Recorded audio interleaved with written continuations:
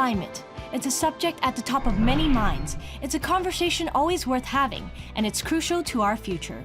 Which is why this episode of DV, Darren is taking us to an event that brings together some of the brightest and influential minds to educate and motivate us, to promote the integration of technology to help fight this battle.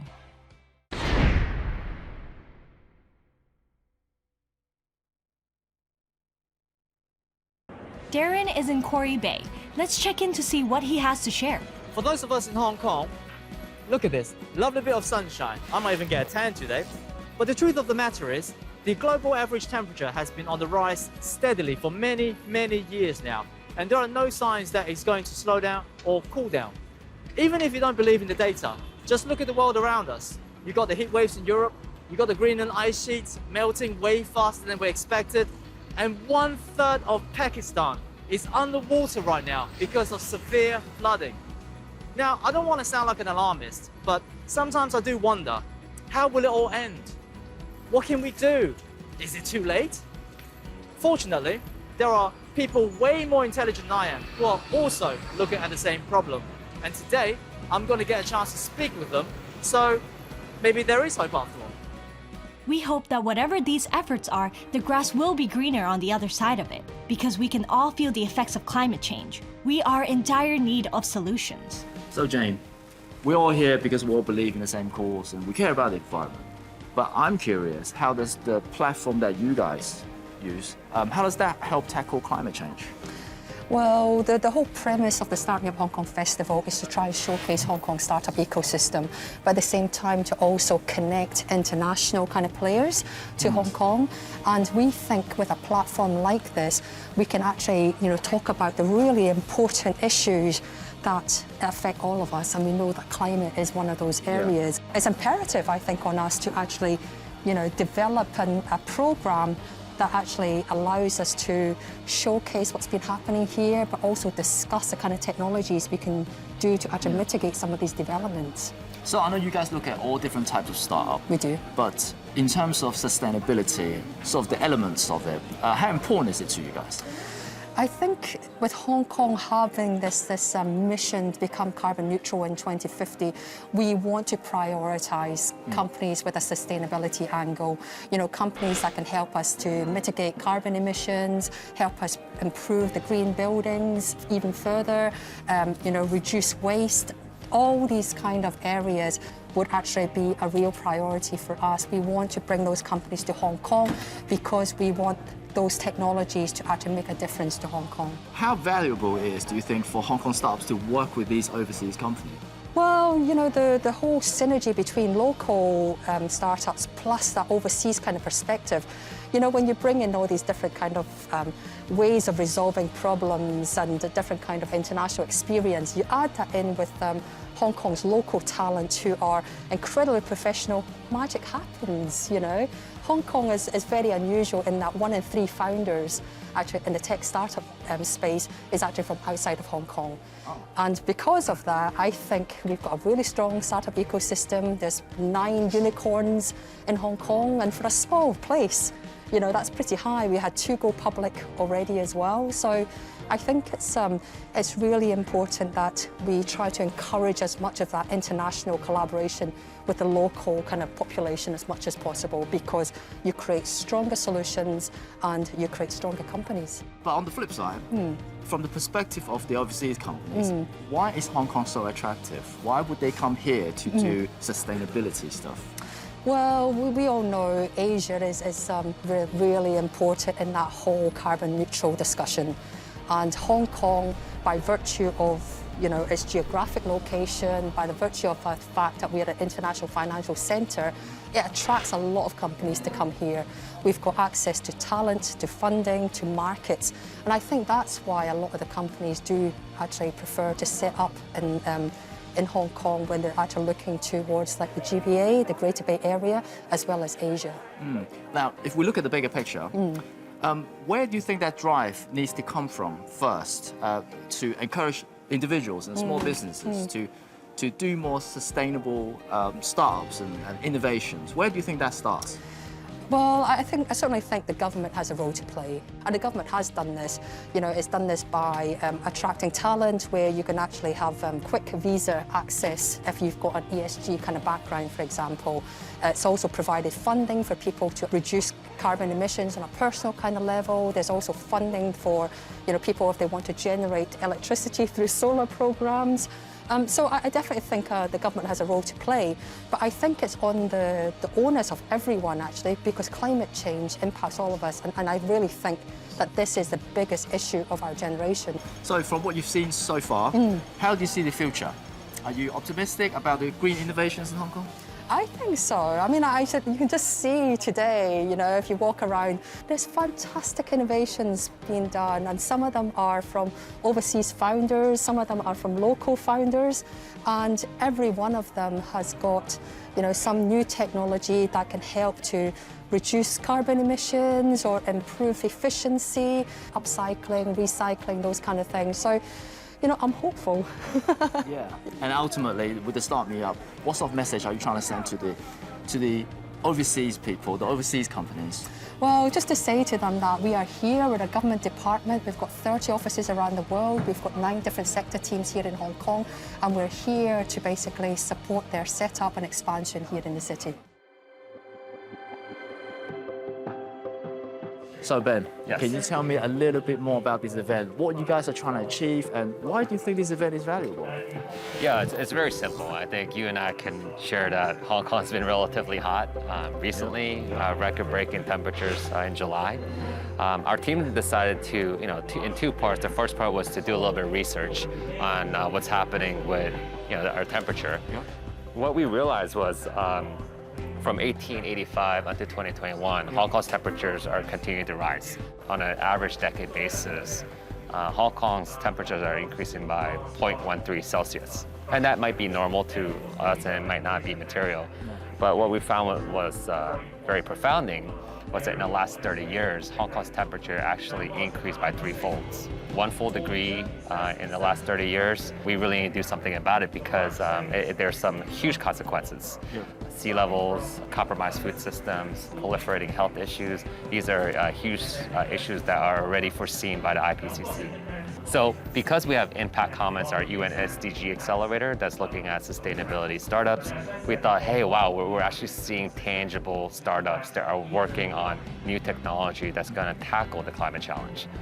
So we decided, hey, Hong Kong doesn't have a platform, but Hong Kong's a very global city. And why don't we create an event that sheds limelight on the issue, but also show people the light at the end of the tunnel that, in fact, there are technologies that we could be equipped with so that we can realistically hit our targets when it comes to climate. Do you think you guys so far have achieved some of the things you set out to do? Are there any success stories you can share with us? We're really focused on energy-saving technologies. So some of the use cases that we've been looking at are leveraging AI and digital twin solutions, where we're able to actually equip our chiller plants and to optimize our air conditioning in this building, for instance. We've seen significant reduction in terms of energy savings, and as well as for our tenants to be a little bit more educated on what temperatures they should be setting at. We've also used technologies that are more kind of on a construction site basis. So in a construction site, usually you see a lot of wood waste. And what we've been able to do is take that wood waste, turn them into biochar, and we put it into building plaster, and therefore sequestering carbon into a walls, which is a sort of a carbon capture sequestering type of solution. And if it's buried in this permanent building, we're doing our part in trying to drive that net zero strategy. Wow, that's some really innovative stuff. What sort of difficulties or how much effort does it take to sort of bring these people together, bring the ideas together? Because it's all good to talk about it, but to actually practically make changes is another thing, isn't it? Yeah, it requires education, right? The reason why we're doing this event and why we call it Impact within this decade is mainly because we need to halve our emissions by 2030. Yeah. That's a tall order for anyone. A lot of people go to tech events and they kind of understand the fact that climate change is around the corner, but they don't really understand what to do about it. right?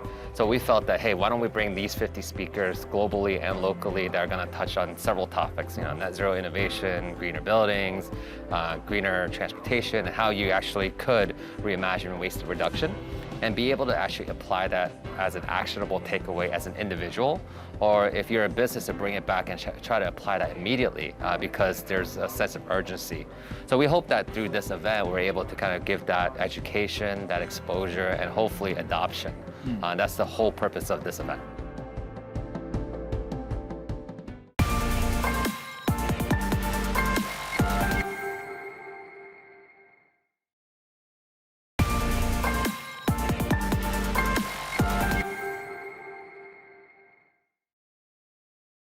Welcome back. We're in Quarry Bay at a meeting of the minds to tackle climate change. It's been quite insightful so far.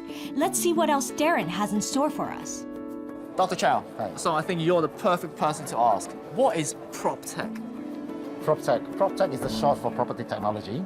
It is a technology that is becoming very common where properties put in new technology to try to make everybody more comfortable, make the building more sustainable. And that's exactly what we do as a business. But how does PropTech actually help tackle climate change? 3-5 years ago, the easy thing was to put recycling bin and call yourself sustainable and whatnot. But those easy, low-hanging fruit is all gone. So now we are going into more advanced. So what do we do exactly? You see, in a building, AC or air conditioning is one of the major consumer of electricity. What we are trying to do is to actually make that as efficient as possible. When the COVID hits and buildings were half empty, people were working from home and whatnot, the unfortunate truth is that the AC in the building continues to run because the building is disconnected from the occupants. As a result, you are still cooling an empty building. And that's very sad.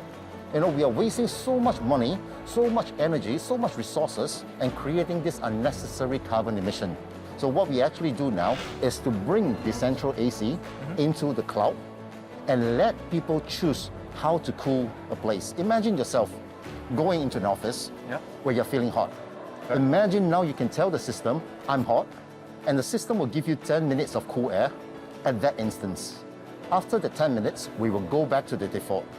And the system will, over time, due to big data and the AI algorithm, learns all the behavior, your preference, and automatically tune the space according to your preference. So what we are doing is make you happy as a tenant and make the building owner reduce the energy consumption and the wastage. And this basically is property technology. So I'm happier and the environment is happier. Exactly. It's a win-win situation. And it's good that you mentioned COVID because with COVID, a lot of commercial properties, like you said, becomes empty. How has that affected property technology? And do you still see a market for it? Because a lot of people are working from home and et cetera, et cetera. Not so many people come to the office anymore. Office has changed, for sure. There are people who are looking for more flexible space, for more hybrid working. And this itself has also brought about a change in how developers look at an office space. It's no longer me renting you a space and see you in 3 years' time. Okay? The space now needs to be connected to the people. Developers are also looking for ways to enhance the overall experience. I hate to see so many people wearing jackets in the summer in Hong Kong office. That's a shame. That's a shame. We are trying so hard to try to reduce all the carbon emission, and yet people are still wearing jackets and fleece in the summer. Because it's too cold inside and then it's too hot outside. Exactly. So this central AC in the building is really something I think we can do, and resolve it. And we are doing it in a very practical and a very simple way. I'm not asking the developers to rebuild the whole place. I'm not asking you to spend millions and millions to upgrade. We work with any existing hardware or the AC that's in the building, okay, without significant disruption to the existing operation. We go in there, connect your central AC to the cloud, and voila, everything will work. So this does take some courage, takes a lot of changes within the company in order to remodel this whole business process. We spoke to smaller businesses today, but I'm interested in talking to one of the big boys, like yourselves. How do you guys see the sustainability issue?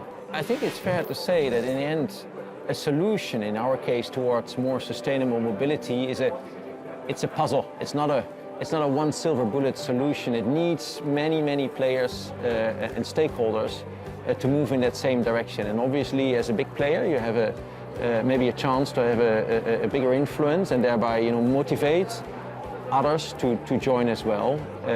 What we have been doing, not looking just at electric cars as such, for example, but looking at the overall supply chain and how to produce and how to source more sustainably.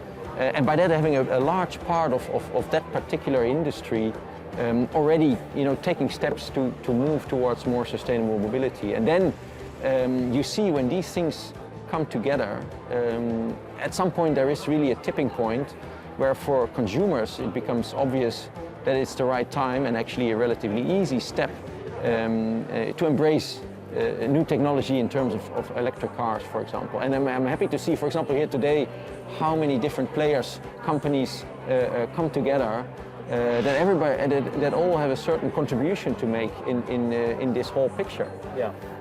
So it's interesting that you mentioned you don't just want to make an electric car, you want to make the steps sustainable as well, right? When you talk about electric mobility, you need to recycle the battery, you need to recycle other parts of the car. Yep. But when you go step earlier, when you rethink how to develop a car using less new materials, where you reuse materials more that are actually, first of all, you reduce the amount of either toxic or materials at all, that you then more easily can reuse, then actually you don't even need to recycle so much. And we recently brought a concept vehicle to actually make a point, is built 100% from reused or recycled materials, and that car itself can be 100% either reused or recycled. It shows that it's possible and that individual mobility does not have to contradict sustainable mobility. Yeah. And I think that's the most important part for us in order for the whole business to be sustainable, because the need and the wish for people for individual mobility is not getting smaller. And we know that mobility also brings prosperity. Yeah? So I think it's not about saying let's stop moving around and thereby trying to reduce emissions. We just need to find other ways. And I think this concept of circular economy or circularity can really play a big role in that, to make sure that these two points can be part of the same narrative and don't have to contradict each other. Hello, Terence. I do have a very basic question for you. Sure. What is impact investing? I think to distill it down into its basics, it's about investors who want to have an impact, to have a very clear vision of where their beliefs are, where they want to have that impact, and then really just dedicating their resources, frankly their money, and investing in companies and products and services that accomplish and achieve that kind of impact. Doesn't that go against being an investor? Because generally speaking, people will assume investor, they're in it for the money. Yeah, good question. I don't think it's mutually exclusive, right? Having an impact in what they invest in over the long term, it's going to generate the returns anyway, right? So for example, let's talk about this conference, this summit.